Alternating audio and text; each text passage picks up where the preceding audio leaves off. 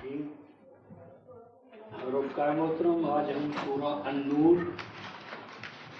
آیت نمبر 20 جو ہے 20 اس کے بارے میں گفتگو رہ گئی تھی، تو آیت نمبر 20 سے ہم شروع کر رہے ہیں۔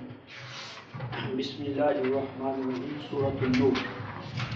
ولولا فضل اللہ علیکم ورحمتہ وان اللہ رؤوف رحیم۔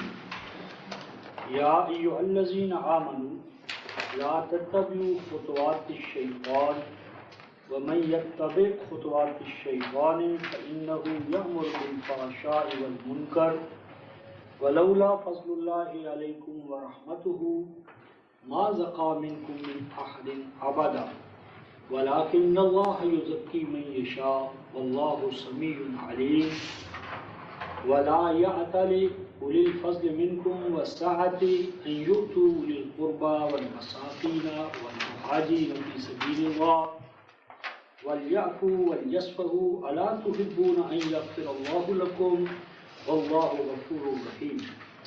إن الذين يرمون المحصنات الغافلات المؤمنات لعنوا في الدنيا والآخرة ولهم عذاب عظيم۔ یوم تشہد علیہم السنتہم وایدیہم وارجلہم بما کانوا یعملون۔ صدق اللہ مولانا العظیم وبلغنا رسول النبی الکریم ونحن علی ذلک من الشاہدین الشاکرین والحمد للہ رب العالمین۔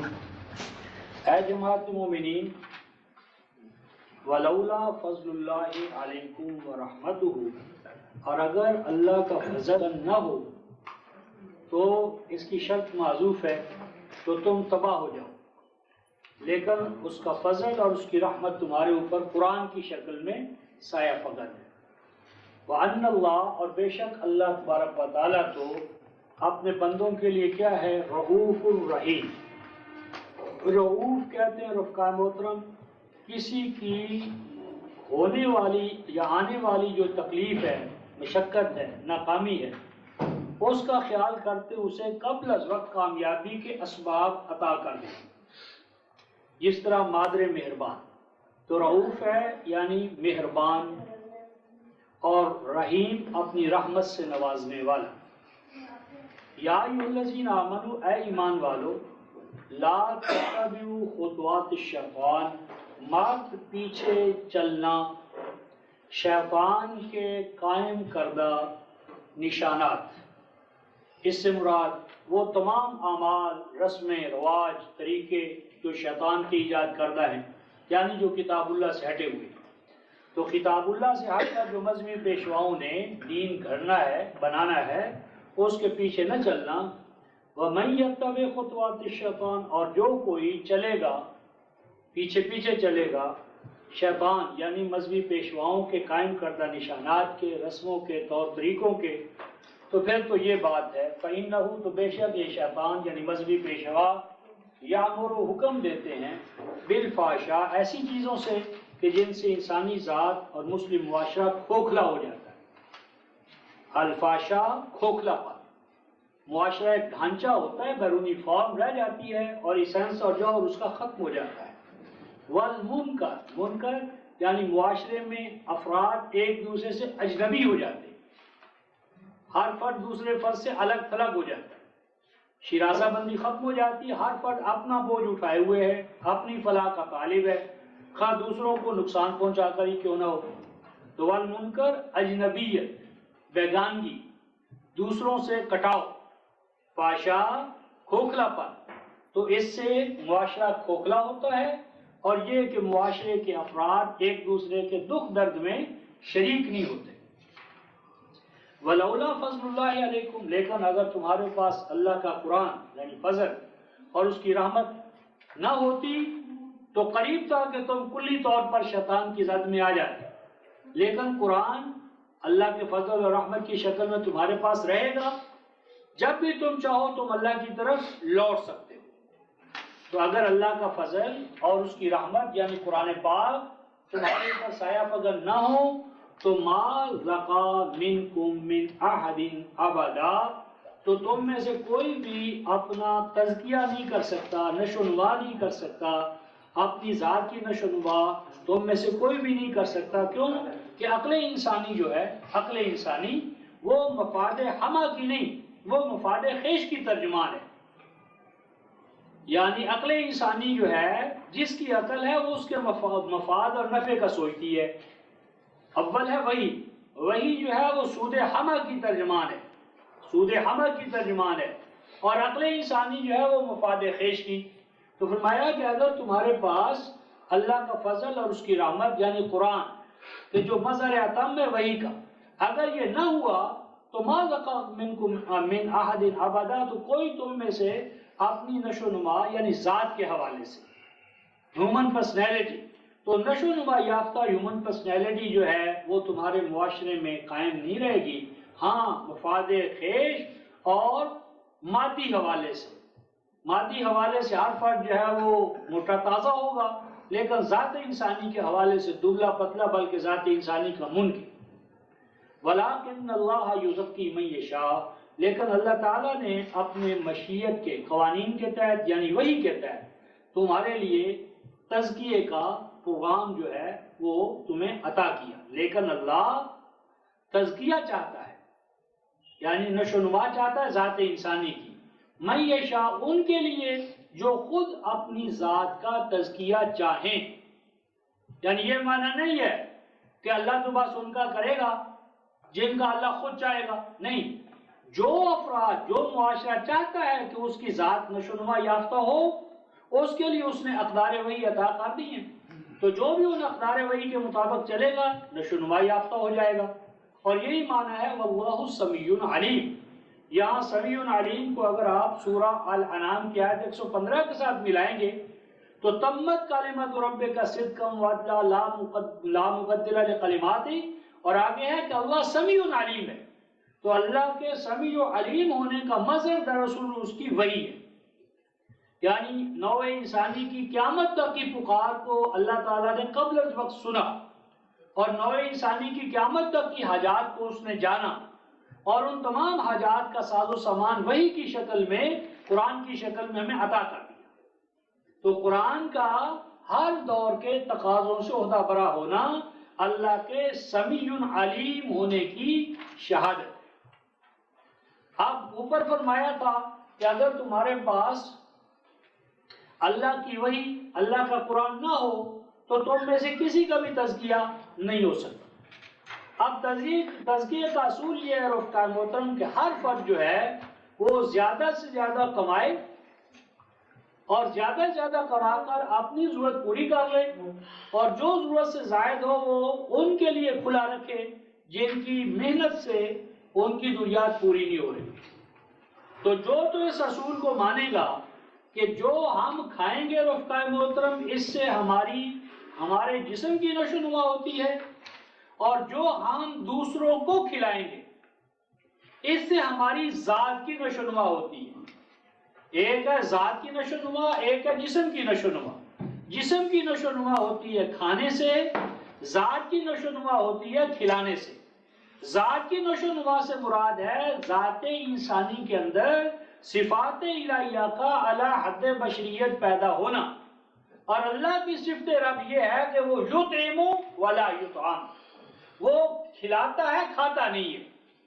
تو جب ہم کھانے کی بجائے کھلانے کے مقام پر آتے ہیں تو ہمارے اندر اللہ کی صفت الربوبیت یا رب جو ہے وہ پیدا ہوتی ہے. اور دین کا مقصود ہے ربانی بنانا. ربانی کا معنی رب والا، یعنی دوسروں کی ربوبیت کے لیے کھڑے ہو جائیں. نتیجہ یہ ہوگا کہ جب ہر فرد دوسرے کی نشو نما کے لیے وقف ہو جائے گا تو کسی کی نشو نما نہیں رکے گی. اس لیے فرمایا ولا یعتلی. اعتلا یا تلی حمزہ کے ساتھ ہو تو اس کا معنی ہوتا ہے جد و جہد میں کمی کرنا، اور نہ جد و جہد میں کمی کرنا چاہیے اولو الفضل، ان افراد کو کہ جن کی جد و جہد سے جو ان کو حاصل ہوتا ہے ان کی ضروریات سے زائد ہو. یعنی جتنی ان کی ضروریات ہیں ان کو اللہ تعالیٰ نے ایسی استعدادیں، صلاحیتیں، ٹیکنیکل نو ہاؤ عطا کیا ہے کہ وہ اس سے نہ صرف اپنی ضروریات پوری کر سکتے ہیں بلکہ دوسرے دسیوں، ہزاروں، سینکڑوں افراد کی کفالت کر سکتے ہیں. تو فرمایا کہ جن کے اندر استعداد ہو فضل کی تو وہ دوسروں کو پالنے میں، پرورش کرنے میں، سستی سے کام نہ لے، وسعت، اور جن میں دوسروں کو کشاد عطا کرنے کی صلاحیت ہو، ان کو سستی سے کام نہ لینا چاہیے۔ کس چیز میں؟ ان یعطوا اولی القربی، کہ وہ جو ان کے پاس ان کی ضروریات سے زائد ہو وہ نشو و نما کے لیے دیں ان کو جو ان سے قریب تر ہیں، فکر میں، عقیدے میں، ایمان میں، ہمسائیگی میں، رفاقت میں، قرب، ہر حوالے سے۔ تو جو ان کے قریب تر ہیں ان کو، والمساکین ساکانہ، اور وہ کہ جن کا چلتا ہوا کاروبار رک گیا ہو، مثلاً ساکانہ، کہ جن کا چلتا ہوا کاروبار رک گیا، کوئی حادثہ ہوا، یعنی حادثے کے نتیجے میں وہ کرپلڈ ہو گئے، یا کوئی حادثہ فطرت کے حوالے سے، کائنات فطرت مثلاً قحط پڑ گیا، یا غیر معمولی بارشیں ہوئیں، زلزلہ آ گیا، تو کھاتے پیتے افراد جو ہیں ان کا گھر ساز و سامان لٹ گیا، وہ مساکین ہیں۔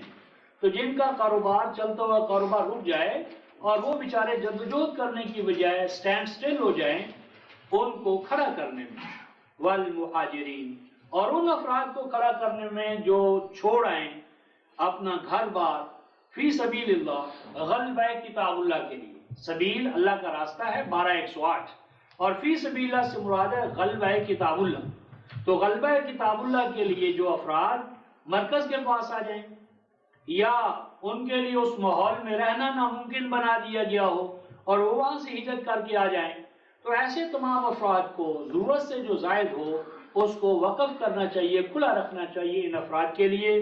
وَلْيَعْفُوا وَلْيَصْفَحُوا، اور فرمایا کہ دینے کے دوران تم اس امر کو ذہن سے نکال دو کہ اگر تم دو گے تو کل کو تم بھوکے ہو جاؤ گے۔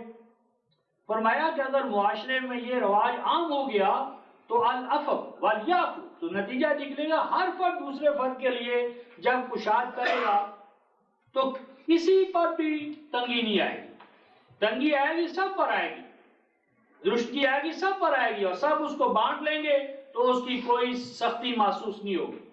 اور ولیصفحوا، اور چاہیے کہ اپنے اندر یہ ذہنیت پیدا کریں، صفحہ، صاد فا صفحہ، دوسروں کی غم یا تکالیف کے اندر ایسا اپنے آپ کو شریک کر لینا کہ وہ اجنبیت نہ رہے۔ تو دوسروں کے لیے کشاد کار، اس کو اپنا شعار بناؤ، دوسروں کے غم دکھ درد میں شریک ہو جاؤ کہ وہ سمجھے کہ یہ ہمارے۔ الا تحبون ان یغفر اللہ لکم، فرمایا کہ اس دوران تم یوں سمجھ لو کہ آج یہ ہیں اور اگر ان کی جگہ پر تم ہوتے، اگر تمہارے اوپر یہ مصیبت آئی ہوتی، فرض کر لیں، تو تم کیا چاہتے؟ یعنی آج جو افراد بے دست و پا ہو گئے ہیں، اگر یہی آفت تمہارے اوپر آ جاتی تو تمہارا کیا ہوتا ذہن؟ کیا تم نہ چاہتے کہ تمہیں تحفظ ملے، پروٹیکشن؟ یہی یغفر اللہ کا معنی پروٹیکشن۔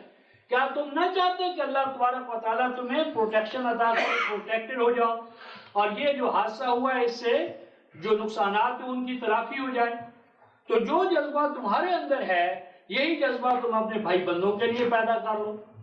واللہ غفور رحیم، اور اللہ چاہتا ہے کہ جس طرح اللہ اپنی مخلوق کے لیے ان کی کوتاہیوں کا تحفظ کرنے والا ہے اور انہیں رحیم، بلا بزد و معاوضہ سامان نشو و نما عطا کرنے والا ہے، تم بھی یہ بات اپنے اندر پیدا کرو۔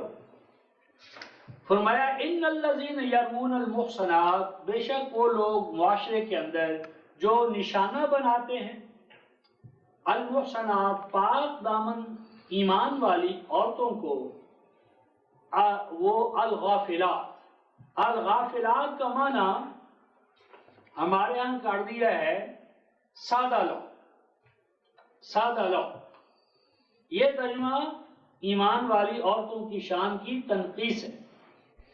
اصل میں غافلہ بمقابلہ حملہ، اور یہ ضد میں ہے تبرج الجاہلیت الاولی، یعنی زمانہ جاہلیت کے اندر جو عورتوں کا بن ٹھن کر اور نمود و نمائش کر کے اور اپنے آپ کو، یعنی مردوں کے لیے اپنی، ان کی تو شخصیت نہیں تھی، یعنی جو یہ زیورات کا نظام ہے، يُنَشَّأُ فِي الْحِلْيَةِ وَهُوَ فِي الْخِصَامِ غَيْرُ مُبِينٍ، قرآن نے سورہ زخرف میں فرمایا کہ مرد نے انسان نے اور مرد نے عورت پر عجیب سازش کی کہ اس سے اس کی شخصیت سلب کر لی اور زیورات اس کو دے دیے.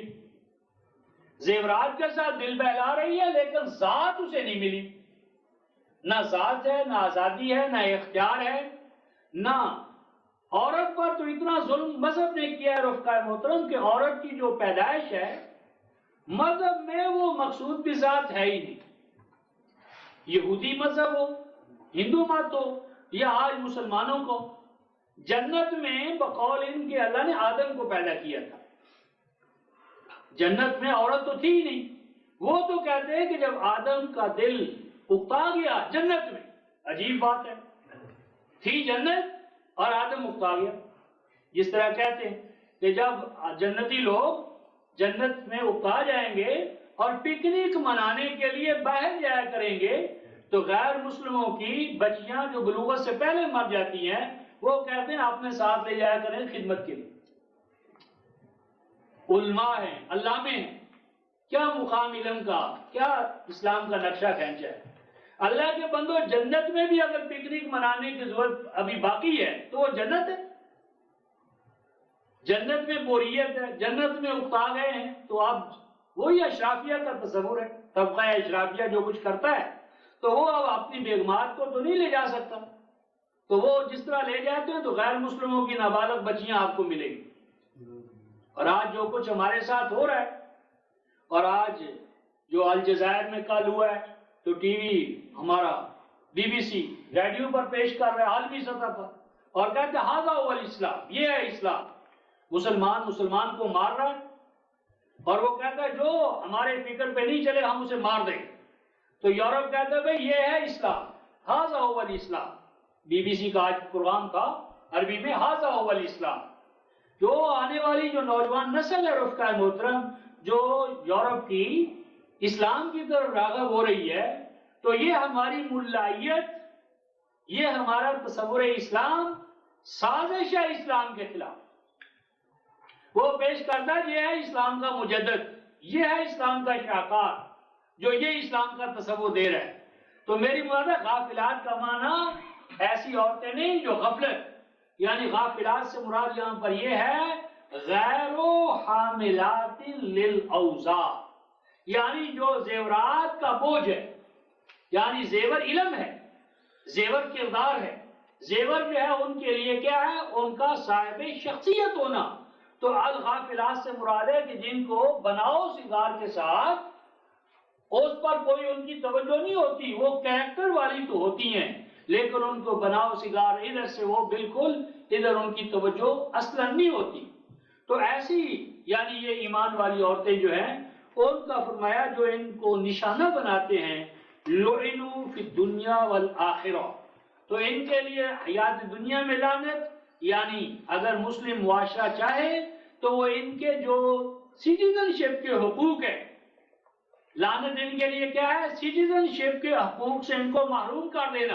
مثلا حق انتخاب سے محروم کر دینا، انتخاب تو نہیں لڑ سکتے فلاں چیز، تاکہ ان کا یہ طرز عمل جو ہے یہ عبرت بنے دوسروں کے لیے. تو لعنت ان کے لیے ہے، یعنی ان امتیازات سے ان کے جرم کی نوعیت کے مطابق ان پر پابندی لگا دینا. حیات دنیا میں یہ کام جماعت مومن مسلم سوسائٹی کرے گی اور آخرت میں ان کو یہ صلاح اللہ تبارک و تعالیٰ اپنے قانون مکافات کے تحت دے گا. اور فرمایا وَلَهُمْ عَذَابٌ عَظِيمٌ، اور یہ انجام کار ناکام و نامراد ہوں گے. یوم تشہد علیہم السنتہم وایدیہم وارجلہم بما کانوا یعملون. وہ دن، وہ دور کہ جب شہادت دیں گے ان کے خلاف ان کی زبانیں، ان کے ہاتھ، ان کے پاؤں، ان کے تمام اعمال کے. اس کا ایک مفہوم تو یہ ہے رفقا محترم کہ یہ جو انسانی ذات ہے اور اس کے جو جوارے ہیں، ان جوارے پر انسانی اعمال کا امپریشن جو ہے وہ قائم ہوتا ہے. لیکن ایک اس کا اطلاق جو ہے وہ حیات دنیا میں ہے. حیات آخرہ میں ان کی کنہ اور حقیقت کیا ہوگی اس کو ہم موجودہ جو ہمارا علمی لیول ہے اس پر ہم نہیں سمجھ سکتے، لیکن ان کا ایک تعلق حیات دنیا کے ساتھ ہے، اور حیات دنیا میں اس حوالے سے ہے کہ السنتہم و ایدیہم و ارجلہم، اس سے مراد ہے وہ کلمے، السنہ کلمے، یعنی یہ ہیں طبقہ اشرافیہ کے لوگ. تو یہ طبقہ اشرافیہ کے یعنی وہ جب انقلاب آئے گا تو اس انقلابی دور میں کیا ہوگا، آج جو ان کے لیے زبان حال ہے، یعنی جو جرنلزم، جو صحافت، جو زبانیں، جو گویے، جو میراثی، آج ان کے لیے مدح خواں ہے. آنے والا جب انقلاب اپنی تکمیلی دور میں شان میں داخل ہوگا تو جو ان کی زبانیں ہیں، جب ان کو آزادی مل جائے گی، جب یہ ان کے محتاج نہیں ہوں گے اور ان کی ضروریات زندگی کے لیے بھی ہمارا انقلاب جو ہے، مسلم معاشرہ جو ہے وہ گویا کفیل ہو جائے گا، تو یہی جو آج ان کی زبانیں ہیں یہ ان کے خلاف لکھیں گی، ان کے خلاف بولیں گی. ان کے کرتوت اور کارنامے جو ہیں ان کی وہی زبانیں، یعنی جو آج ان کی زبانیں ہیں، ان کے خطبہ ہیں، ان کے لیے پیشہ ور الاقلام المعجورہ والاقلام المرتزقہ. تو آج جو جرنلزم، صحافت ان کے لیے یعنی کر رہی ہے تو یہی ان کے خلاف گواہی دے گی. وہ ایدیہم، اور آج جو ان کے لیے دست و بازو بنے ہوئے، ایدی یا دست و بازو، تو جو چیزیں، جو قوتیں آج ان کے لیے دست و بازو کے طور پر کام میں آ رہی ہیں، آنے والے دور میں یہ دست و بازو ان کے خلاف ہو جائیں گے. یعنی یہی دست و بازو جو آج ان کے دباؤ کی وجہ سے ان کا ساتھ دینے پر مجبور ہیں، تو جب وہ آزادی کا، حریت کا، استقلال کا اور اکنامک انڈیپینڈنس کا دور آئے گا تو یہ محتاجین جو ہیں ان کے غلبے سے آزاد ہو کر ان کے خلاف کھڑے ہو جائیں گے. وہ ارجلہم، اور جن بیساکھیوں پر، جن ٹانگوں پر، یعنی جن کے اوپر یہ سواریاں کر رہے ہیں، یعنی مزارعین، ہاری، ماتحت، کہ جن کو انہوں نے اس معنی میں فوڈر کے طور پر آج استعمال کر رہے ہیں، وہ ان کے خلاف کھڑے ہو جائیں گے. کس انداز میں؟ بما کانوا یعملون، تو وہ گواہی دیں گے کہ ہاں یہ کام ہم سے کروایا کرتے تھے. بلیک کیٹس جسے کہتے ہیں، یعنی یہ کبھی بھی پکڑے نہیں جاتے، کیونکہ یہ جو جرائم کرواتے ہیں میراثیوں سے، یعنی ماتحت ملازمین سے، موقع واردات پر تو یہ کبھی جائیں گے نہیں، نہ پکڑے جائیں گے. تو نہ موقع واردات پر خود یہ جاتے ہیں، نہ ان کے خلاف کوئی شہادت ہوتی ہے. لیکن آنے والے انقلابی دور میں کیا ہوگا، حیات دنیا میں بھی اور حیات آخرہ میں بھی، کہ وہ جو ماتحت ملازمین ہیں وہ انقلاب ان کو کلی طور پر آزاد کرا دے گا، اور آزاد ہو جانے کی وجہ سے یہ ٹولز کے طور پر جو آج استعمال ہو رہے ہیں وہ ان کے تمام اعمال بد، ان کی جو کالی صحافت ہے، اعمال بد ہیں، ان کے وہ گواہ بن جائیں گے. اور فرمایا یومئذ یوفیہم اللہ دینہم الحق ویعلمون ان اللہ هو الحق المبین.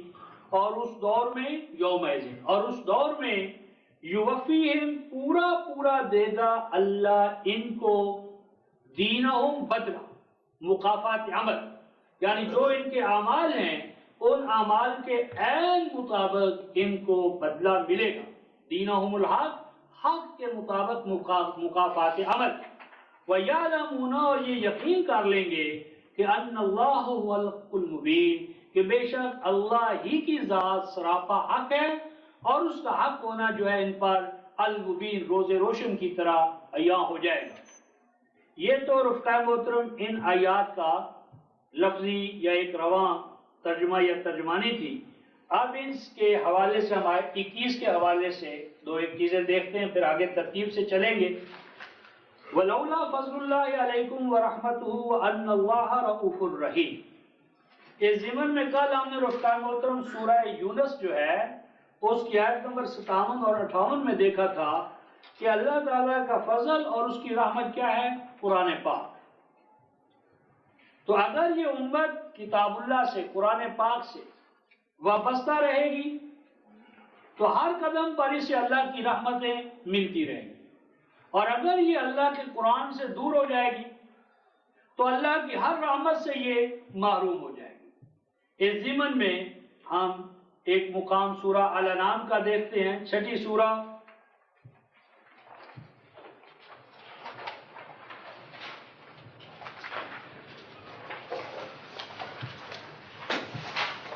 پہلے 6 سورہ آیت 153،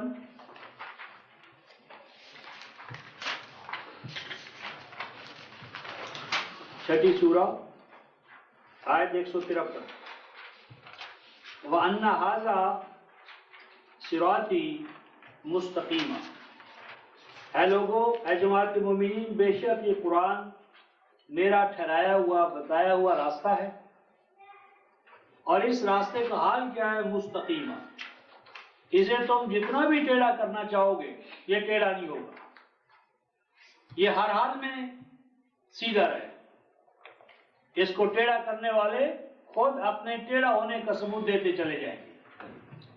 فَاتَّبِعُوهُ، اے جماعت مومنین، صرف اس قرآن کے پیچھے پیچھے چلنا۔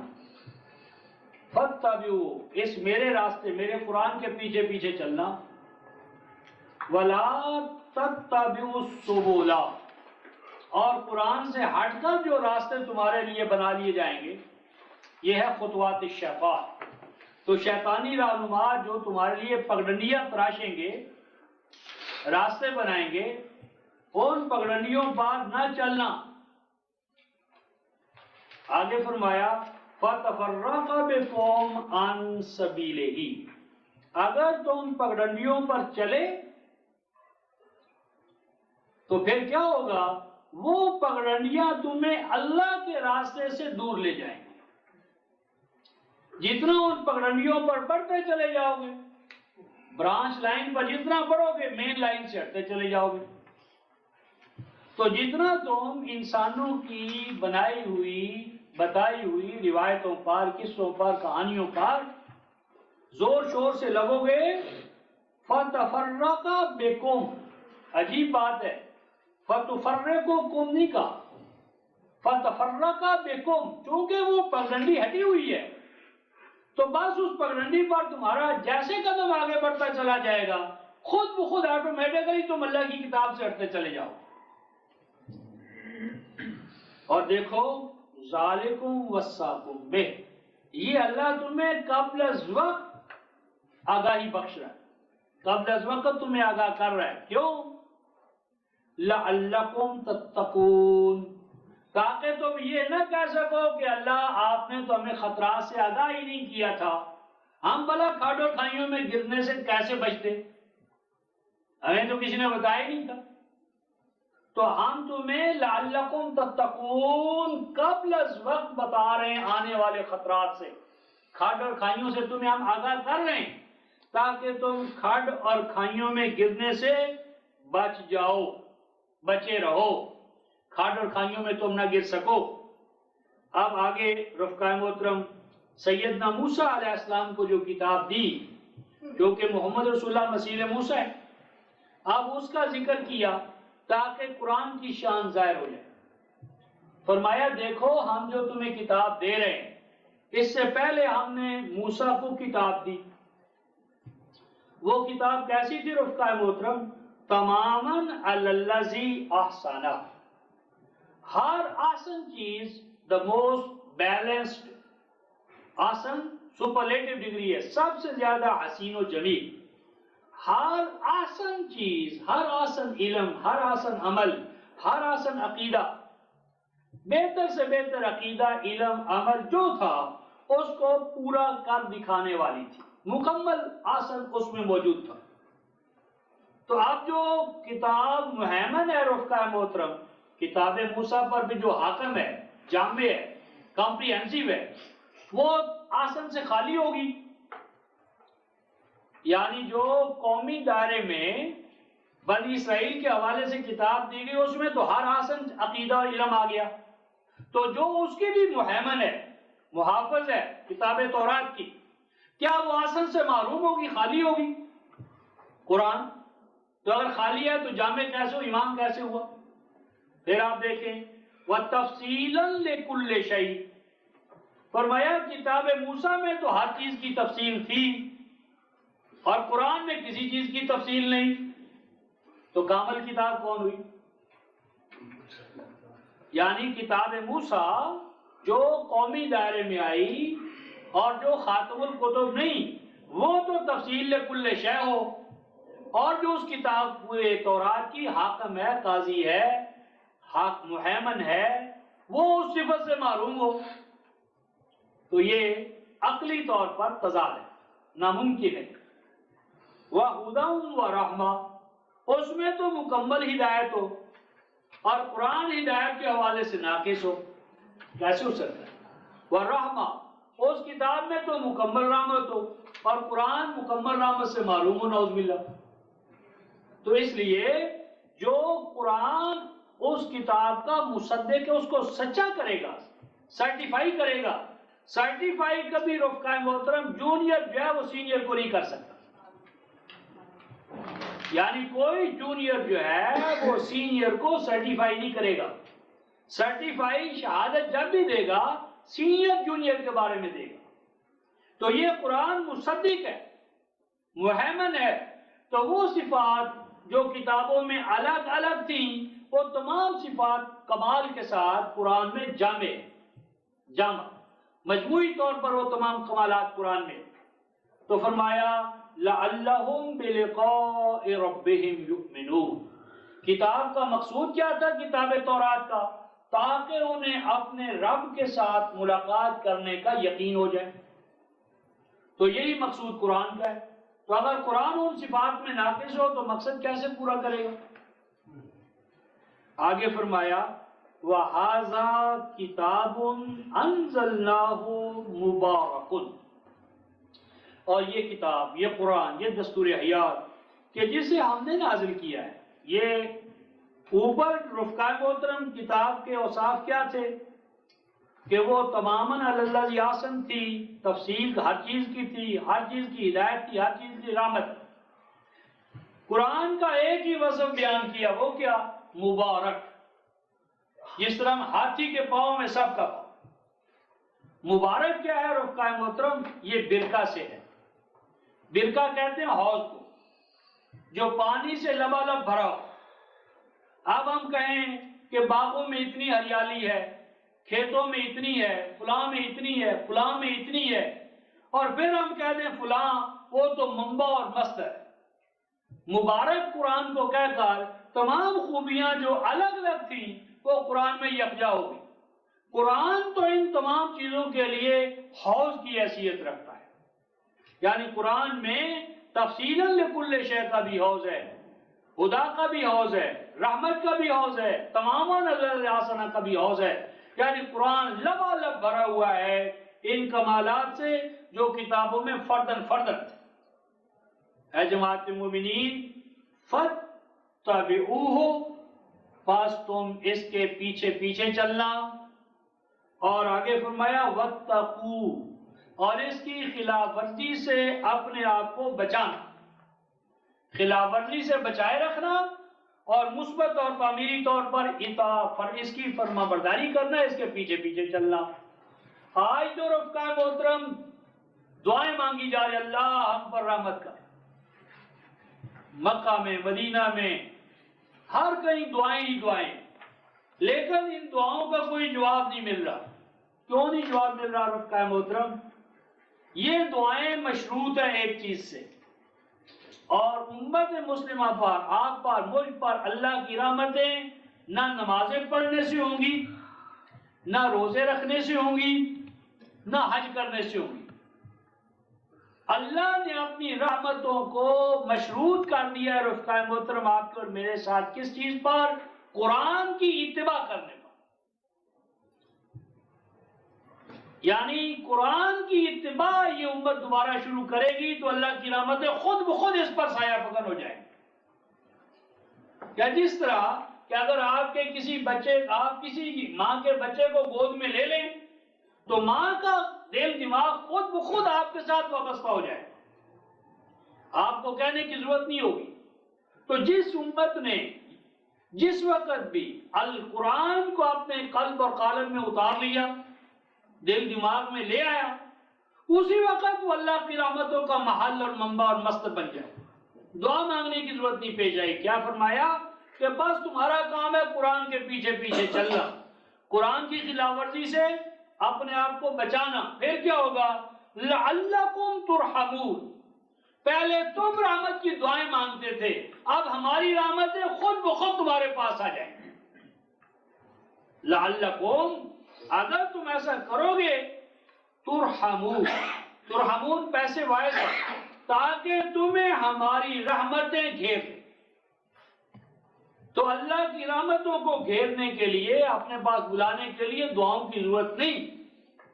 کرنے کا کام یہ ہے کہ ہم قرآن کی اتباع میں لگ جائیں، قرآن کی خدمت میں لگ جائیں، ابلاغ میں لگ جائیں، سیکھنے میں لگ جائیں، سکھانے میں لگ جائیں، قرآن کے مراکز قائم کریں اور اپنے بچوں کو، بچیوں کو دائیں بائیں قرب و جوار میں قرآن کی منادی شروع کریں. اللہ کی رحمتیں خود بخود ہمارے اوپر سایہ فگن ہوں گی، یہ اللہ کا وعدہ ہے. اور اگر یہ کام نہیں ہوگا رفقا محترم، تو مسجدیں بنا لو، خانقاہیں بنا لو، تفسیریں چھاپ لو، اللہ کی روٹی ہوئی رحمت ہمیں دوبارہ حاصل نہیں ہوگی. اللہ کی رحمت کا نزول مشروط ہے اس امت میں قرآن کی اتباع اور قرآن کی خلاف ورزی سے بچنے سے. اور آگے ارشاد فرمایا، دیکھو مسلمانوں، یہود و نصارہ تم پر قیامت میں حجت قائم نہ کر دے، بچ کر سنو. اگلی آیت دیکھیں، فرمایا کہ یہ قرآن ہم نے تمہیں دیا تاکہ ایسا نہ ہو ان تقولوا انما انزل الکتاب علی طائفتین من قبلنا. اے اللہ، ہم سے پہلے تیری کتاب آئی یہود پر، نصارہ پر، اگر ہمیں بھی کوئی کتاب مل جاتی تو ہم تیرے قرآن کی بڑی خدمت کرتے، ان سے بھی آگے نکل جاتے. تو فرمایا کہ یہود اور نصارہ آج رفقا محترم تپتے ہوئے صحراؤں میں اور یخ بستہ علاقوں کے اندر انجیل پہنچائی جا رہی ہے. دنیا کی ہر زبان میں انجیل پہنچائی جا جو محرف ہے. بائبل ہاؤس دیکھیں، بائبل مشن دیکھیں، بائبل مشن کے لیے عورتوں کو وقف دیکھیں، مردوں کو وقف دیکھیں، بچوں کو دیکھیں. تو فرمایا کہ جن کے پاس محرف کتاب ہے وہ تو محرف کتاب کو دنیا میں پھیلا رہے ہیں. او مسلمانوں، تمہارے پاس تو میرا سچا کلام ہے، میرے سچے کلام کے لیے تم کیا کر رہے ہو؟ فرمایا ایسا نہ ہو وَإِن كُنَّا عَن دِرَاسَتِهِمْ لَغَافِلِينَ، کہ کل اگر تمہیں ہم قرآن نہ دیتے تو تم کہہ سکتے تھے کہ اللہ ہم ان کی کتابوں سے واقف نہیں تھے، ہم تیرے قرآن کو کیسے پڑھتے؟ اور وہ ہماری تو زبان اور تھی، ہم جان نہیں سکتے تھے، ہمارے اوپر تو تیرا کلام آیا نہیں. یا فرمایا یوں کہو او تقولو، یا یہ کہو لو انا انزل علینا الکتاب، اے اللہ تو ہمیں ایک دفعہ کتاب دے تو صحیح، اگر آپ کی کتاب ہمیں مل جائے گی لَكُنَّا أَحْدَى مِنْهُمْ، تو ہم تیرے کلام کی وہ خدمت کریں گے نہ یہود نے اپنی تورات کی نہ انجیل والوں نے اپنی انجیل کی. اور بلا شبہ رفقا محترم صحابہ کرام نے یہ منزل، یہ مقام حاصل کر لی. انہوں نے 60 سال کے اندر لارڈ گبن کے الفاظ میں وہاں انہوں نے قرآن کا نور پہنچایا. دور رفقا محترم کیا تھا؟ نہ صحافت، نہ تیز رفتار سواریاں، سب سے بڑی خطابت تھی، خطابت اور اونٹ اور گھوڑا. تو دیکھ لیں نبی پاک صلی اللہ علیہ وسلم کی وفات پر 25 سال نہیں گزرے تھے کہ دنیا کے 3 بر اعظموں کے کونے کونے میں انہوں نے کتاب الہی کا نور پہنچا دیا. تو آج جو رفقا محترم وسائل میں ابلاغ عامہ کے وسائل، حمل و نقل کے وسائل، کہ پوری دنیا ایک کنبہ الہی بننے کی امکانات سے مالا مال ہے. اس کے باوجود ہمارا حال ہے قرآن والوں کا کہ ان کو خود ہی نہیں پتا ہوتا کہاں کہاں قرآن والے ہیں، کس کس حوالے سے کام ہو رہا ہے. وہ وہی کام کر رہے ہیں جو ایک آیت سے 50 سال پہلے کر چکا تھا. تو ضرورت یہ ہے لَكُنَّا أَحْدَى مِنْهُمْ کہ ہم قرآن کی خدمت میں نصارہ سے بازی لے جائیں. تو بازی لے جانا تو ایک طرف رفقا محترم، ابھی میں نے پچھلے دنوں ایک مقالہ پڑھا کہ برطانیہ کی ایک وڈو یعنی بیوہ نے مرنے سے پہلے اپنا 1000 پاؤنڈ کا سرمایہ بلڈنگ وہ جی یہ بائبل مشن کو دے دی جائے. تو یعنی وہ محرم بائبل کے لیے، مشن کے لیے، سب کچھ دینے کے لیے تیار ہے. اور یہ آپ دیکھیں گے کہ 16ویں صدی عیسوی سے جتنا بھی یورپ میں عروج آیا ہے اس میں بائبل کا مرکزی کردار ہے. تو جب تک رفقاء محترم ہم دوبارہ کتاب اللہ کے ساتھ جڑیں گے نہیں، ناممکن ہے کہ ہم دوسری طرف آگے بڑھ سکیں، عروج کی طرف. آگے فرمایا فقد جاءت بینۃ من ربکم، اے لوگوں تمہارے پاس میری دلیل آ گئی، ہدایت آ گئی، رحمت آ گئی. فمن اظلم، اب اس سے بڑھ کر کون ظالم ہو سکتا ہے کہ اس سے بڑھ کر ممن کذب بآیات اللہ، یا تو اس نے اپنے آپ کو اللہ کی آیات کی تکذیب کے لیے کھڑا کر لیا. بحمدللہ اس میں تو ہم نہیں ہیں. لیکن آگے رفقاء محترم ہے صادف عنہا، صدف کہتے ہیں رفقاء محترم کسی چیز کا جو انر ہے، خول ہے، اس خول میں داخل ہو جانا اور اس کا جو بیرونی جو شیڈ ہے باہر کی اس سے گویا نظر نہ آئے. صادف عنہا، یا اس نے اپنے آپ کو قرآن سے اوٹ میں رکھا، اوٹ میں رکھا، یعنی قرآن کے ظاہر سے الفاظ سے تو جڑا لیکن قرآن کے باطن سے، اس کے اصل حقائق سے، معانی سے، انر سے وہ غافل رہا. سَنَجِّ الَّذِينَ يَصْدِفُونَ عَنْ آيَاتِنَا سُوءَ الْعَذَابِ بِمَا كَانُوا يَصْدِفُونَ. اور اس طرح جو امت قرآن کے الفاظ کا رٹا لگائے گی لیکن اس کے حقائق و معانی کی جانب سے خود بھی غافل رہے گی، دوسروں کو بھی غافل رکھے گی، اس کو بدترین سزا ملے گی. بدترین سزا ہی مانا بھائی مانا. رفقاء محترم اگر کسی کو ہم ٹریفک کا نظام دیں، سارجنٹ ٹریفک کنٹرول کا نظام اس کو دیں اور وہ اللہ کا بندہ نظام کو چھوڑ کر کاروبار میں آ جائے، بھیڑ بکریوں کی تجارت میں لگ جائے اور کام میں لگ جائے، اب جتنا اس کے ایریے کے اندر ڈیوٹی ایریا جو ہے جتنے اس میں قتل ہوں گے، یعنی ایکسیڈنٹس ہوں گے، حوادث ہوں گے، حادثات ہوں گے، جانی اور مالی نقصان ہوگا، ایسے میں اس سارجنٹ کو لکھا جائے، وہ جواب دہ ہوگا. اسی طرح رفقاء محترم پوری دنیا میں قرآن کے نظام کو پہنچانا یہ ہماری اور آپ کی ذمہ داری تھی. ہم نے ادھر سے تو غفلت برتی اور بیویوں میں، بچوں میں، بھیڑ بکریوں میں، کاروبار میں، یعنی یہ چیزیں مقصود بھی ذات نہیں تھی. مقصود بھی ذات تھا دنیا کے اندر اللہ کے کلام کا گواہ بننا. تو اگر اللہ کے کلام کی گواہی کو ہم چھوڑ دیں اور دنیاوی کاروبار کو مقصود بھی ذات بنا لیں تو جہاں جہاں دنیا میں کلام الہی نہ پہنچنے کی وجہ سے رفقاء محترم ایمانی ہلاکتیں ہیں، ایمانی ہلاکتیں ہیں، اخلاقی صدمات ہیں، حوادث ہیں، جانی اور مالی نقصان ہے. جیسے وہ مجرم ہیں اسی طرح ان جرائم میں ہم بھی شریک ہوں. اس کی ایک مثال دیتا ہوں قرآن حکیم سے، سورہ طٰہٰ رفقاء محترم 20ویں سورہ،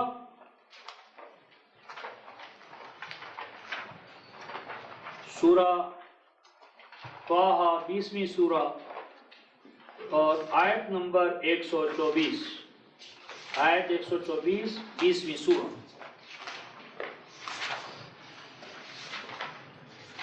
ارشاد ربانی رفقاء محترم وَمَنْ أَعْرَضَ عَنْ ذِكْرِي فَإِنَّ لَهُ مَعِيشَةً ضَنْكًا وَنَحْشُرُهُ يَوْمَ الْقِيَامَةِ أَعْمَىٰ. سورہ طٰہٰ 20ویں سورہ آیت 124. اور جس نے اپنے آپ کو الگ تھلگ کر لیا، الگ تھلگ رکھا میرے ذکر سے، میرے قرآن سے، تو اس کی روٹی، اس کا نظام معیشت کیا ہوگا؟ زنک. زنک کا معنی ہے اس میں اطمینان نہیں ہوگا، شرف اور بالغی نہیں ہوگی، گرفتاری ہوگی، قیدی ہوگی، محکومی ہوگی، محتاجی ہوگی، مار دھاڑ ہوگی. اور قیامت کے دن اٹھائیں گے ہم اسے، اور قیامت کے دن اٹھائیں گے ہم اسے اس حال میں کہ وہ اندھا ہو، آما اندھا ہو.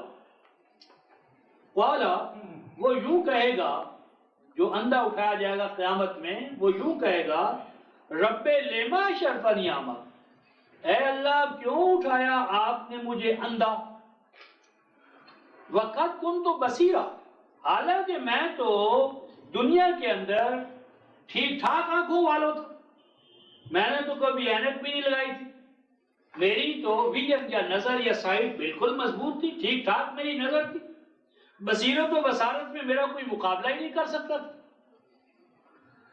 والا کذالک، اللہ تعالیٰ اسے جواب دیں گے یہ بالکل صحیح ہے، دونوں باتیں صحیح ہیں، یہ بھی صحیح ہے کہ آج تو اندھا ہے، اور یہ بھی صحیح ہے کہ دنیا میں تیرے پاس مضبوط آنکھیں تھی، لیکن تو نے نہ جانا کہ یہ آنکھیں تجھے کیوں ملی ہیں۔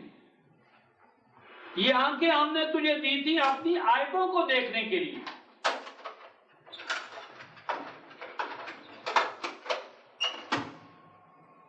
فرمایا کہ تو نے کیا کیا، اتت کا آیاتنا، تیرے پاس میری آیتیں پہنچی تھی، میرا قرآن پہنچا تھا، میرا قرآن تو کہاں رکھا تو نے؟ غلاف میں بند کر کے اوپر، بھائی کھاتے پڑھتا رہا، یعنی B A L L B کیا، ایم اے کامرس بھی کیا، بی کام بھی کیا، ایم کام کی، ایم بی اے، کوئی ڈگری نہیں جو تم نے حاصل نہ کی، لیکن کبھی سوچا تھا کہ تیرے پاس میری آیتیں بھی آئی تھی؟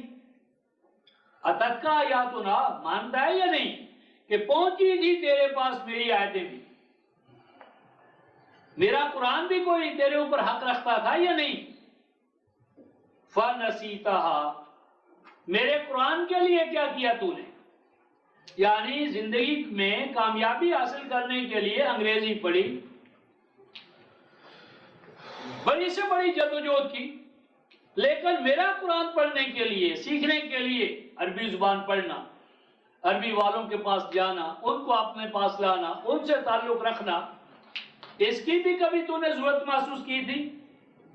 فَنَسِيتَهَا، آج تیرا اندھا پن بتاتا ہے کہ تو نے میرے قرآن کو پس پش ڈال دیا تھا، میری آیات کو پس پش ڈال دیا تھا، جس کام کے لیے دنیا میں تجھے بھیجا، جس کام کے لیے ہم نے تمہیں آنکھیں دی، آج اسی کام کے لیے تمہارے پاس ٹائم نہیں، یہ قرآن کے لیے درس میں آ جائیں گے ٹائم ملا تو،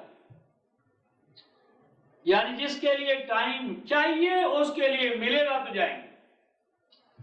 قرآن کے درس میں دعوت دے، قائد صاحب دعا مانگے کہ آ جاؤں، تو میں انہیں کہتا ہوں صاحب آج روٹی نہ کھانا، میں تمہارے لیے دعا مانگوں گا، اگر میری دعا قبول ہو گئی تو چلے جانا کھانے کے لیے، یعنی روٹی کھانے کے لیے، بیوی بچوں کو پالنے کے لیے، دنیا جہان کے دھندے کرنے کے لیے تو مولوی صاحب قائد صاحب کی دعا کی ضرورت نہیں، لیکن جب درس قرآن کی دعوت ہو تو یہ دعا کریں اللہ ہمیں توفیق دے، تو اللہ کی توفیق پہ بیٹھے ہوئے، یعنی مادی حاجات و ضروریات کے لیے تو تگ و دو ہے، اور قرآن کی طرف دعوت کے لیے جی دعا کریں ہمیں بھی یہ توفیق مل جائے۔ ہو تو قرآن کہتا ہے فنسیتا، پتہ چلا کہ کوئی اہمیت نہیں تھی اللہ کی، مالک الملک کی، اس کے کلام کی مالک کی قدر و قیمت ہوتی تو کلام کی قیمت ہوتی، کلام کی نہ قدری دلیل ہے کہ مالک الملک کی آج قیمت نہیں۔ کیا کہا؟ وَكَذَلِكَ الْيَوْمَ تُنْسَى، مسلمان تو میرے قرآن کی قیمت نہیں ڈالے گا، دنیا میں تیری قیمت نہیں پڑے گی۔ دیکھ لیں اربوں کی تعداد ہے ہماری، بر اعظموں کے بر اعظم ہمارے پاس، لیکن قیمت کیا ہے؟ کہ کیا قیمت پڑ رہی ہے؟ ملوک کی، شیوخ کی، روزوں کی، نمازوں، کیا قیمت؟ کون قیمت کے قابل سمجھ آئے اس امت؟ کذالک الیوم تنسیٰ، فرمایا جس طرح تو نے میرے قرآن کو بے قدر و قیمت کیا، نتیجتاً تو بھی اپنی قدر و قیمت کھو بیٹھے۔ فرمایا وَكَذَلِكَ نَجْزِي مَنْ أَسْرَفَ وَلَمْ يُؤْمِنْ بِآيَاتِ رَبِّهِ وَلَعَذَابُ الْآخِرَةِ أَشَدُّ وَأَبْقَىٰ، فرمایا کہ آج قرآن سننے والے یہ سمجھ کر یہ قرآن نہ سن کہ یہ کسی اور کی بات ہو رہی ہے، یہ ہم کسی کی بات نہیں کر رہے، ہو سکتا ہے یہ تیری ہی بات ہو۔ وَكَذَلِكَ نَجْزِي، اور یہ انجام ہونے والا ہے ہمارے ہاں ہر اس انسان کا کہ جس نے میری آیات کی ناقدری کی، اسراف کیا، ناقدری کی، وَلَمْ يُؤْمِنْ بِآيَاتِ رَبِّهِ، اور نہ مانا اس نے، نہ یقین کیا اس نے اپنے رب کی آیات، باپ دادا کی کہانیوں پر یقین اور اللہ کی آیات پر بے یقینی۔ لوگوں، قرآن کہتا ہے رفقائے محترم والا عذاب الآخرت اشد و ابقا، دنیا کا اگر موتیا ہونا سفید یا کالا تو کیا کرتے ہو؟ آپریشن کروا لیتے ہو، لیکن جو آج آپریشن کرنے والے ہیں یہ تو ہو سکتا ہے خود ہی وہاں اندھے ہو، تو وہاں تو کہیں آپریشن تھیٹر نہیں ہے رفقائے محترم، قیامت میں کوئی آپریشن تھیٹر نہیں ہے۔ اگر یہ ایمان کا کالا موتیا، سفید موتیا چلا گیا وہاں بے ایمانی کے حوالے سے، قرآن کی ناقدری کے حوالے سے، تو یاد رکھو والا عذاب الآخرت اشد و ابقا، آخرت کا یہ اندھا پن تو بہت تکلیف دہ ہوگا اور یہ ساتھ چھوڑنے والا نہیں ہوگا۔ اور اے لوگوں، جن گھروں میں مست ہو کر تم آج بیٹھے ہو، جن گھروں، دکانوں اور مکانوں نے تمہیں حال مست اور مال مست کر لیا ہے، کیا تم سوچتے نہیں ہو ان گھروں میں کل کون تھا، آج وہ کہاں ہے؟ ان گھروں میں، مکانوں میں، دکانوں میں تم نے بھی ہمیشہ کے لیے نہیں بیٹھنا، وہ بھی ہمارے پاس آ گئے، تم بھی آنے والے ہو۔ افلم یہد لہم، وہ کیا یہ بات ان کی آنکھیں نہیں کھولتی؟ کم اہلکنا قبلہم من القرون، جن گھروں میں، مکانوں میں، دکانوں میں یا چل پھر رہے ہیں، کل تک ان مکانوں میں ان کے باپ تھے، دادا تھے، ان سے بھی اونچے تھے، یمشون فی مساکنہم، آج یہ جن گھروں میں، دکانوں میں، کاؤنٹر پر بیٹھے ہیں، کل ان کی جگہ پر کوئی اور بیٹھا۔ نتیجہ کیا ہے؟ یہ عارضی ہے، یہ تو میاں کاؤنٹر چھوڑنے والے ہو، یہ دکان، یہ مکان جانے والی ہے۔ اگر اس مکان، دکان اور کاؤنٹر کو اللہ کا بنا دو، اگر اس پہ قرآن بٹھا دو، تو قرآن کو بقا ہے، قرآن والوں کو بقا ہے۔ یمشون فی مساکنہم ان فی ذالک لآیات لأولی النہی، اگر آنکھیں کھول لو تو یہ بات کافی ہے تمہارے لیے کہ ان گھروں کی ہلاکت سے سبق سیکھو۔ ان گھروں میں بیٹھنے والے ہلاک ہو گئے، وہ کچھ بھی اپنے ساتھ نہ لے جا سکے، خالی ہاتھ آئے تھے، خالی ہاتھ چلے گئے۔ ہاں، جو کچھ انہوں نے اللہ کے لیے، اس کے دین کے لیے، اس کے قرآن کے لیے لگایا، وہ ان کے ساتھ۔ اور اس مقام پر رفقائے محترم یہ قوم یا کوئی قوم پہنچتی کب ہے؟ یہ مقام امتوں کے اندر پیدا کب ہوتا ہے، یہ تباہی اور ہلاکت؟ اور اس کا حل کیا ہے؟ اس کے لیے ہم سورہ ابراہیم میں ایک مقام دیکھتے ہیں رفقائے محترم، اور آنکھیں کھولنے کے لیے تو ہر چیز ہی کافی ہے، لیکن یہ خاص طور پر یہ قرآن نے سورہ ابراہیم 14ویں سورہ رفقائے محترم آیت نمبر 27،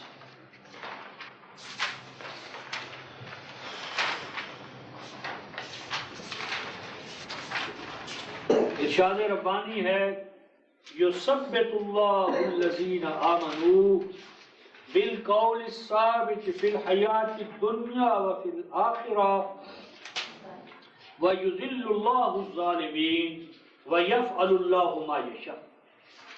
وہاں رفقائے محترم 655 میں ہم نے دیکھا کہ اس امت کو اللہ کی رحمتوں کا جو حصہ ہے، رحمتوں کی جو بارش ہے، وہ کب ہے اس پر مشروط؟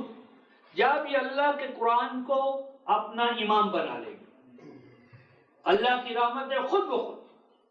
اب ایک اور دعا ہماری ہے، ثبت اقدامنا، ثبت اقدامنا، سب جگہ اللہ ہمارے پاؤں کو ثبات عطا کرے، ہمارے لغزیدہ پاؤں، ڈگمگانے والے پاؤں، ان کو مضبوطی فرما، ثبات عطا فرما، استحکام عطا فرما۔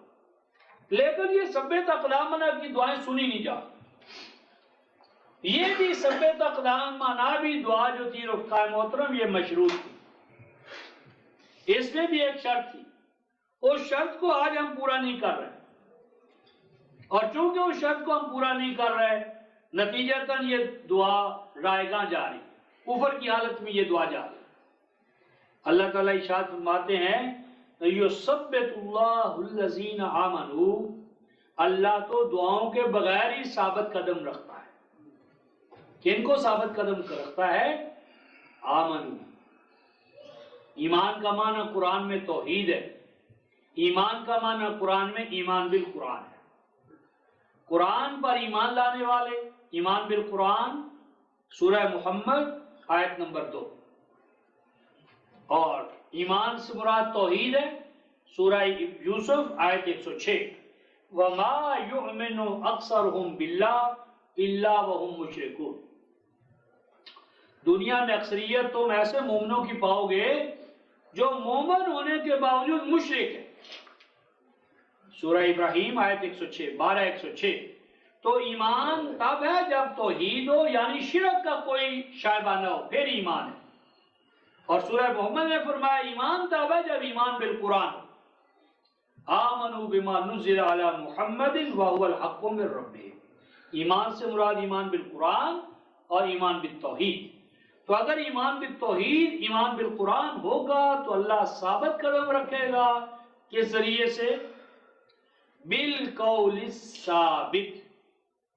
قول ہے اللہ کا قرآن، قولہ الحق، سورہ الانعام آیت 73۔ اور ثابت سے مراد ہے ختم نبوت کی وجہ سے قرآن اب ٹلنے والا نہیں۔ اِنَّا نَحْنُ نَزَّلْنَا الذِّكْرَ وَإِنَّا لَهُ لَحَافِظُونَ، سورہ الحجر 15ویں سورہ آیت نمبر 9۔ تو اللہ مومنوں کو، ایمان والوں کو، امت مسلمہ کو ثبات و استحکام دینے کا پابند ہے، لیکن یہ ثبات مشروط ہے قرآن کے ساتھ۔ اگر اس امت میں قرآن دل دماغ میں رہے گا تو اللہ اسے ثبات عطا کرے گا، اگر یہ دل دماغ سے قرآن نکال دے گی تو پھر نہیں۔ یہ ثبات و استحکام کہاں ملے گا؟ فی الحیات الدنیا، حیات دنیا میں بھی ملے گا، وفی الآخرہ، اور دنیا میں نہیں، حیات آخرہ میں، یعنی دین میں، دنیا میں، آغاز میں، انجام میں، ہر حوالے سے اللہ تبارک و تعالی اسے ثبات، استحکام، تمکن، استخلاف وہ عطا فرماتا رہے گا۔ یہ شرط قرآن۔ وَيُذِلُّ اللَّهُ الظَّالِمِينَ، اور جو ظالم اس کے راستے میں رکاوٹیں کھڑی کریں گے، اس وقت کا رومن امپائر رفقائے محترم آج کے امریکہ سے کم نہیں تھا، اور اس وقت کا مجوسی امپائر کل تک کے ایسٹرن یعنی ماسکو سے کم نہیں تھا۔ عربوں کا کیا مقام تھا؟ جزیرہ عرب کے بدو، اونٹنیوں کا دودھ پینے والے، ان کو تو رومن اور مجوسین امپائر والے انسان ہی نہیں سمجھتے تھے، لیکن جب انہوں نے اللہ کا قرآن لیا تو وہی رومن امپائر اور وہی مجوسی امپائر دیکھتے ہی دیکھتے دھڑام سے زمین پر آ۔ وَيُذِلُّ اللَّهُ الظَّالِمِينَ، ڈھیر کر دے گا اللہ ان کے راستے میں حائل ہونے والوں۔ وَيَفْعَلُ اللَّهُ مَا يَشَاءُ، اللہ یہ سب کچھ اپنے قوانین مشیت کے تحت کر دکھائے۔ اور یہ ہوا رفقائے محترم۔ اب اللہ تعالیٰ ایک اور نقشہ ہمارے سامنے دکھا۔ أَلَمْ تَرَ إِلَى الَّذِينَ بَدَّلُوا نِعْمَةَ اللَّهِ كُفْرًا، فرمایا ایک منظر تو یہ ہے، ایک منظر دوسرا ہے۔ کیا نہ دیکھا تو نے ان کو، یعنی دیکھنے کی چیز ہے آج ہمارے حوالے سے تو خاص طور پر، کن کو دیکھا نہیں ہے؟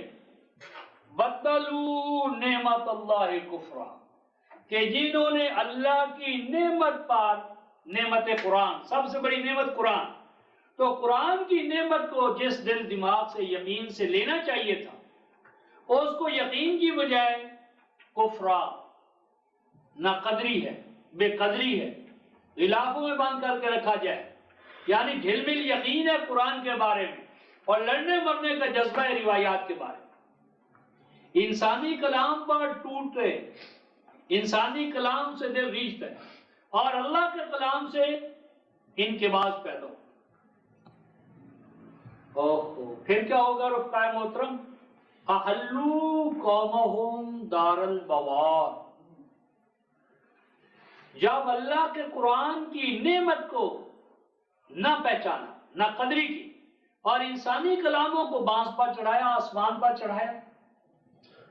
نتیجہ یہ نکلے گا احلو قومہم، لے جائیں گے، پہنچائیں گے یہ اپنی قوم کو، امت کو، ملت کو، کہاں رفقائے محترم؟ دار البوار۔ بوار اس منڈی کو یا منڈی کی اس حالت کو کہتے ہیں رفقائے محترم کہ چیز بہتات کے ساتھ ہو، خریدار کوئی نہ ہو۔ ڈیمانڈ اینڈ سپلائی کا جو قانون ہے نا کہ ڈیمانڈ ہونا، سپلائی لائن بڑھ رہی، نتیجہ کیا ہے؟ پروڈکشن کی قیمت گر جائے گی، خسارہ ہی خسارہ ہے۔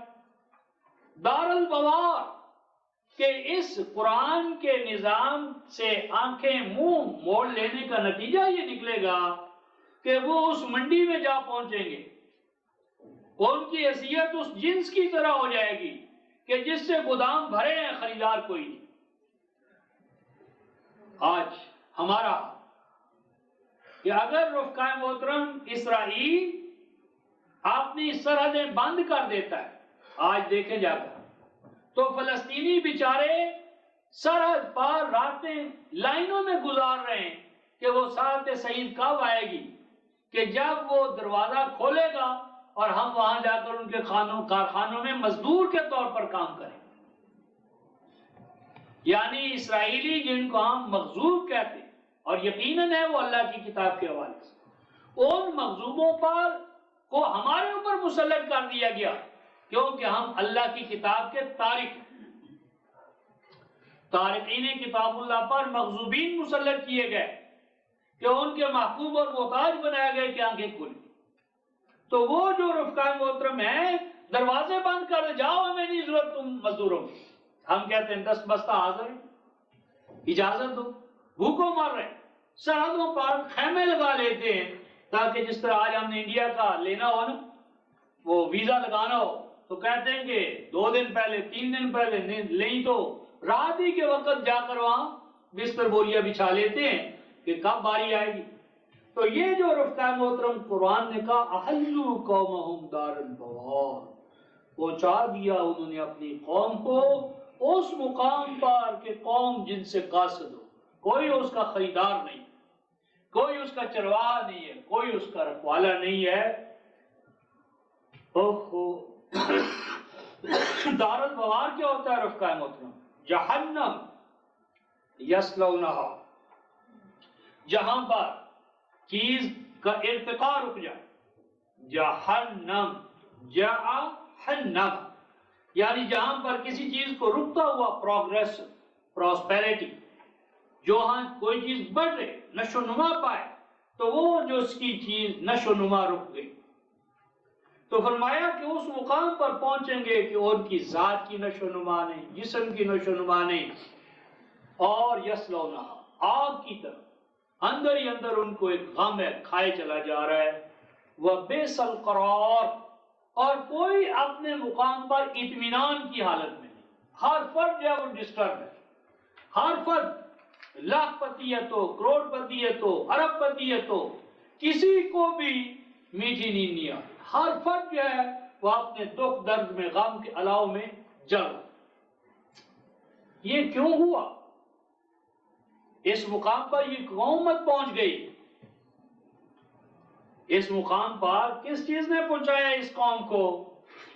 جعلوا للہ اندادا، انہوں نے اللہ کے لیے مد مقابل بنا لیا۔ کہنے والوں نے کہا اللہ کے پلڑے میں وحدت کے سوا کیا ہے؟ اللہ کے پلڑے میں وحدت کے سوا تو کچھ ہے ہی نہیں، جو کچھ لینا ہے وہ لے لیں گے۔ اس وقت کہا تھا محمد سے، اب کہتے ہیں چاچڑا والی سرکار سے، چھتری والی سرکار، کانواں والی سرکار، یعنی ہر چیز کے ساتھ شریف لگا دیے، کہاں کہاں شریف آیا ہے۔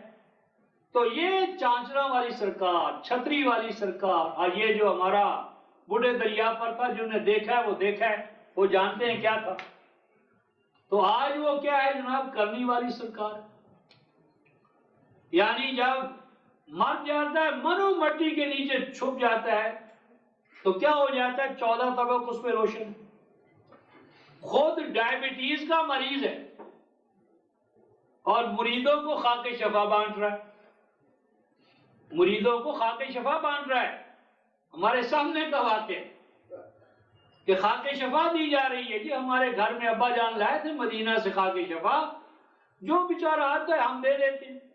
تو چائے کا وقت آیا، کہتے قائد صاحب اس کو کہیں کہ میری پیالی میں چینی نہ ڈالے۔ تو چوئی سعید نے پوچھا جی کیوں، کیا وجہ ہے؟ یہ فقیر ذیابیطس کا مریض ہے۔ تو فقیر خانے ہی میں ذیابیطس، اللہ عجیب اپنی کرشمے دکھاتا ہے، طاقتیں دکھاتا ہے کہ جو دنیا کو تعویذوں سے اولاد نرینہ دے رہے ہیں وہی اولاد نرینہ سے محروم۔ آنکھیں کھولنے کے لیے ایسا ہوتا ہے، اندھے تھے تم خاک شفا اس سے لے رہے تھے، اور وہ خود ڈائبٹیز کا مریض تھا، اسے صحت نہیں چاہیے تھی۔ تو کیا ہوا رفقائے محترم؟ جعلوا للہ اندادا، ان کو اللہ کی ضرورت نہیں رہی، اللہ کے جگہ پر انہوں نے سرکاریں بنا لی، دربار بنا لیے، اللہ اپنی پاورز ڈیلیگیٹ کر چکا ہے۔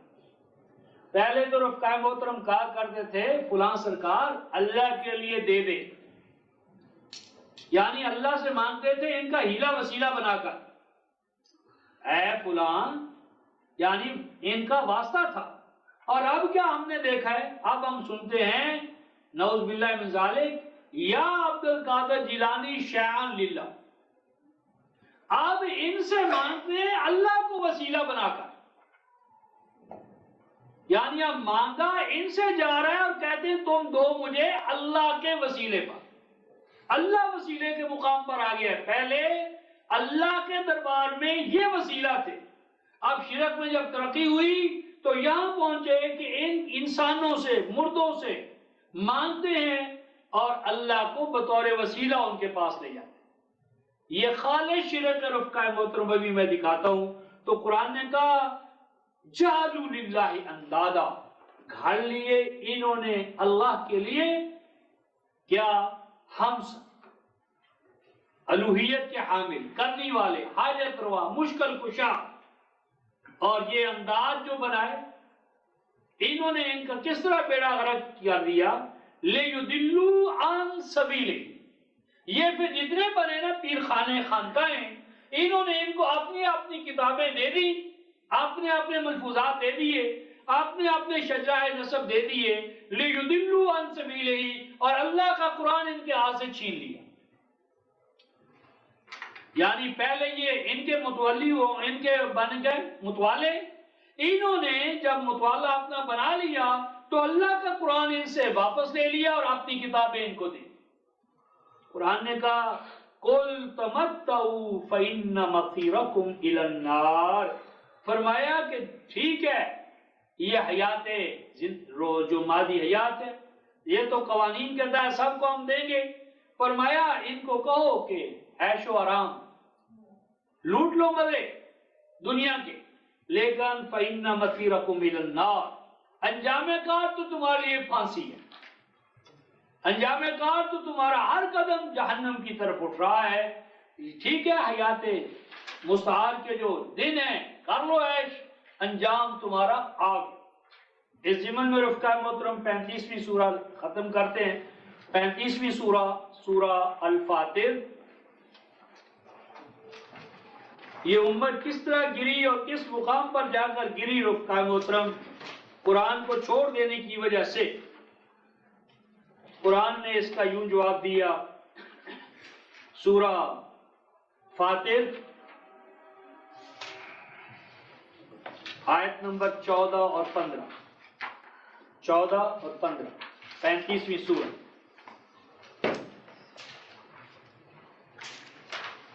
ارشاد فرمایا اے لوگو، جن کو تم پکارتے ہو، رب تمہارا صرف اللہ ہے، تمام حکمرانی اسی کے لیے ہے۔ اور والذین تدعون، آیت نمبر 13-14، والذین تدعون، اور جن کو تم پکارتے ہو، اور ان جن کو پکارا جائے رفقائے محترم، سورہ نحل کی آیت 22 میں فرمایا، 16-22، جن کو تم پکارتے ہو اموات غیر احیاء وما یشعرون ایان یبعثون، وہ مردہ ہیں. تم کہو گے مردہ ہے پر کوئی زندگی تو ہے، غیر احیاء کوئی ان میں زندگی نہیں ہے. اور ایک اور معنی بھی ہے، یہ مردہ ہیں، ان کا زندہ سے تعلق ہی نہیں ہے، یہ کہیں پتھر گڑا ہوا ہے، کہیں لکڑ گلی ہوئی ہے، لکڑ شاہ پتھر شاہ، غیر احیاء، وہاں کوئی زندہ تھا ہی نہیں، ایسی ایک نشانہ بنا لیا. وما یشعرون ایان یبعثون، آگے فرمایا تدعون، جن کو تم پکارتے ہو حاجت روا بنا کر، مشکل کشا بنا کر، اللہ کے ساتھ ساتھ ما یملکون من قطمیر. قطمیر رفقائے محترم یہ جو ہوتی ہے آپ کی کھجور کی گٹھلی میں سوراخ اور سوراخ میں سفیدی. فرمایا کہ وہ جو سفیدی ہے نا جھلی، اس جتنا بھی اللہ کے علاوہ اس کائنات میں کسی کے پاس اختیار نہیں ہے، نہ نبی کے پاس، نہ ولی کے پاس، نہ زندہ کے پاس، نہ مردہ کے پاس. لہ الملک، مالک الملک صرف ایک اللہ کی ذات ہے. باقی جو کچھ بھی ہیں فرمایا ما یملکون من قطمیر، اللہ نے اپنے اختیار میں سے، پاور میں سے، یہ جو تمہارا تصور ہے کہ اب جو کچھ ہے اللہ کے پاس وعدت ہے، باقی سب ڈیلیگیٹ کر چکا ہے، لڑکے فلاں کے ہاں، رزق فلاں کے ہاں، نوکریاں فلاں کے ہاں. تو فرمایا ما یملکون من قطمیر، ان میں سے کسی کے پاس اتنا اختیار بھی نہیں ہے جتنا جھلی جو ہوتی ہے کھجور کی گٹھلی. اور اے لوگوں ان تدعوہم، اگر تم ان کو پکارتے ہو جا کر قبروں پر، آستانوں پر، خانقاہوں پر، تو اے لوگوں لا یسمعوا دعاءکم، وہ مردہ ہیں، نہیں سنتے وہ تمہاری دعائیں. لا یسمعوا، نہیں سنتے تمہاری دعائیں. اور دیکھیے قرآن کس طرح سمجھاتا ہے. وَلَوْ سَمِعُوا، بفرض محال اگر سن بھی لیں. پہلی چیز فرمائی سنتے ہی نہیں، ہیں ہی مردہ، سننے کے لیے آلات ہی نہیں ان کے پاس. وَلَوْ سَمِعُوا، بفرض محال ہم مان بھی لیں کہ سن بھی لیتے ہیں. مَسْتَجَابُوا لَكُمْ، ان کے پاس اختیار ہی نہیں ہے کہ تمہاری اس پکار کو پورا کر سکے، اس کا جواب دے سکے. اس پکار کو سن کر اس کو پورا کرنا، اس کے لیے ان کے پاس اختیار نہیں، ارادہ نہیں، پاور نہیں، شعور نہیں، کچھ بھی نہیں. لیکن دیکھو ایسا کر کے تم اپنے اوپر ایک بہت بڑا جرم ثابت کر رہے. وہ جرم یہ ہے رفقائے محترم، وَيَوْمَ الْقِيَامَةِ يَكْفُرُونَ بِشِرْكِكُمْ، بے دعائکم نہیں فرمایا، اور قیامت کے دن انکار کریں گے وہ تمہارے اس شرک کا. بے دعائکم کہنا چاہیے کیونکہ یدعون ہے، جن کو تم پکارتے ہو. تو اس کا مطلب ہوا کہ غیر اللہ کو پکارنا اس کی قبر پر جا کر یا قبر سے دور. تو ہر وہ کہ جسے مافوق الاسباب حوالے سے پکارا جائے، اس کا مطلب ہے اس کے پاس علم غیب ہے، اس کا مطلب ہے وہ مختار کل ہے. تو جس کو اختیار کے ساتھ عالم الغیب ہونے کے حوالے سے پکارا گیا، یہ پکارنا شرک ہے اور ایسا شخص مشرک ہے. وَيَوْمَ الْقِيَامَةِ يَكْفُرُونَ بِشِرْكِكُمْ، اور قیامت کے دن یہ اشخاص انکار کر دیں گے تمہارے اس شرک کا. اور آگے بات بتائی رفقائے محترم، دین سیکھنا ہو تو مشرکوں کے پاس نہ جا. دین اللہ کا سیکھنا ہے تو اللہ کے خبیر بندوں کے پاس جایا کر. وَلَا يُنَبِّئُكَ مِثْلُ خَبِيرٍ، اللہ خبیر ہے اپنے دین کا. اللہ کا دین اللہ سے سیکھ، یعنی اس کی کتاب سے پوچھ کے دین کیا ہے اور کیا نہیں ہے. بھوکوں سے پوچھے گا 2 اور 2 کہیں گے 4 روٹیاں. تو اگر مجاوروں کے پاس جائے گا تو کیسے تجھے وہ اللہ کی توحید بتائیں گے؟ وَلَا يُنَبِّئُكَ مِثْلُ خَبِيرٍ مضمون کی تکمیل کے حوالے سے رفقائے محترم تقاضا ہے، تو اس لیے ہم اس کا ایک اور حوالہ بھی دیکھتے ہیں تاکہ یہ بات ذہنوں میں راسخ ہو جائے. سورہ الاحقاف، سورہ الاحقاف 46ویں سورہ ہے، آیت نمبر 5. سورہ الاحقاف 46ویں سورہ آیت نمبر 5.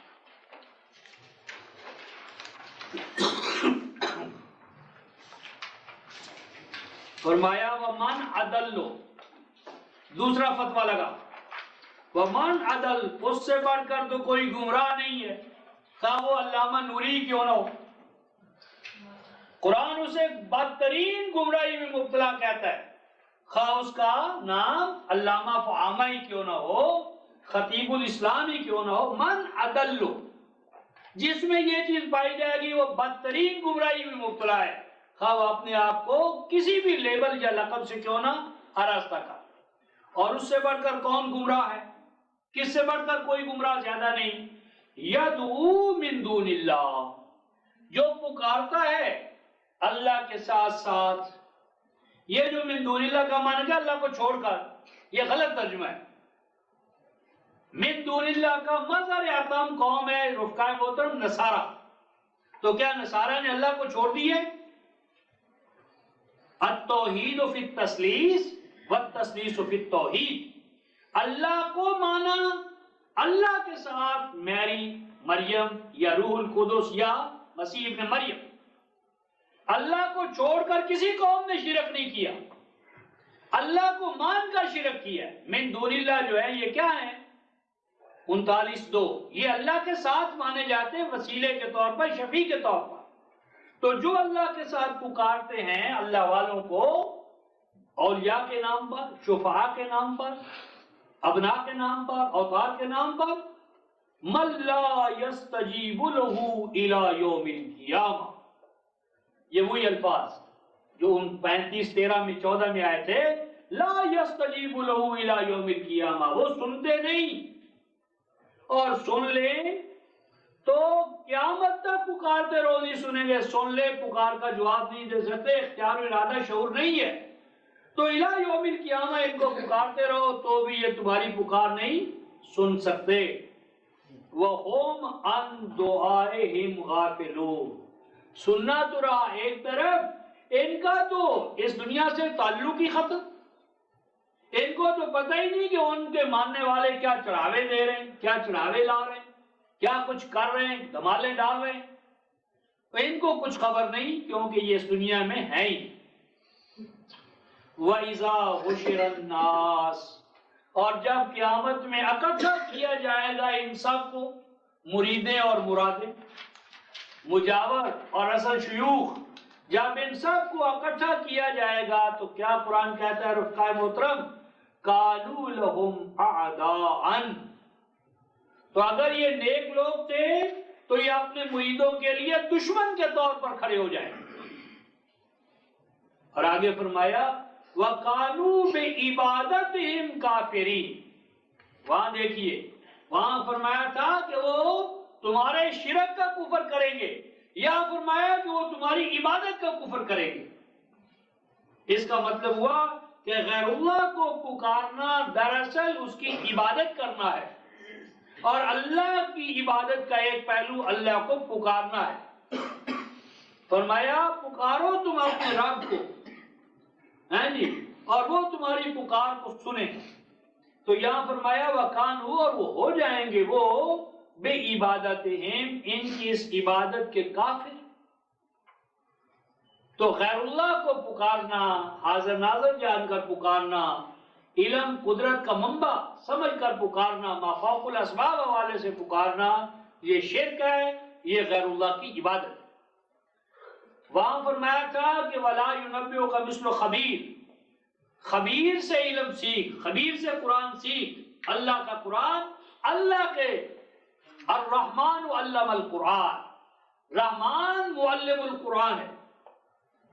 قرآن رحمان خود پڑھاتا ہے اپنے بتائے ہوئے اصولوں کے مطابق. فرمایا وَإِذَا تُتْلَى عَلَيْهِمْ آيَاتُنَا بَيِّنَاتٍ، اور جب ان کے سامنے پیش کی جاتی ہیں ہماری کھلی کھلی آیتیں، دو ٹوک آیتیں، توحید والی آیتیں، قَالَ الَّذِينَ كَفَرُوا، تو کہنے لگتے ہیں مشرکین، کفر سے مراد یہاں مشرک، تو مشرک کہتے ہیں اس حق کو، توحید والے حق کو جب ان کے سامنے بیان کیا جاتا ہے، ھذا سحر مبین، یہ جھوٹ ہے، یہ بزرگوں کی تنقیص ہے، یہ ان کی شان میں گستاخی ہے، یہ توحید کرنے والے بزرگوں کے منکر ہیں، ان کی شان میں گستاخیاں کرتے ہیں، ان کو پکڑا جائے گا. تو یہ اس وقت بھی پھندا تھا رفقا محترم، آج بھی پھندا ہے. تو خلاصہ کلام یہ ہوا کہ آج رفقا محترم اللہ کا فضل اللہ کے قرآن کی شکل میں ہم سے مطالبہ کرتا ہے رفقا محترم کہ ہم اس کا حق پہچانیں، اور جس طرح ہم مادی تقاضوں سے عہدہ برا ہونے کے لیے جسم و جان کو لگائے ہوئے ہیں، اس کا کم از کم کچھ حصہ ہی القرآن کے سیکھنے سکھانے اور اس کے مراکز کے قیام میں لگائیں، کیونکہ اس میں میری اور آپ ہی کے لیے نہیں، پوری امت مسلمہ اور پورا عالم انسانی جو ہے اس پر اللہ کی رحمت کا نزول جو ہے وہ موقوف ہے اسی عمل پر. اللہ تعالیٰ ہم سب کو اسی عمل میں پابند لگے رہنے میں قائم رکھے. آخر دعوانا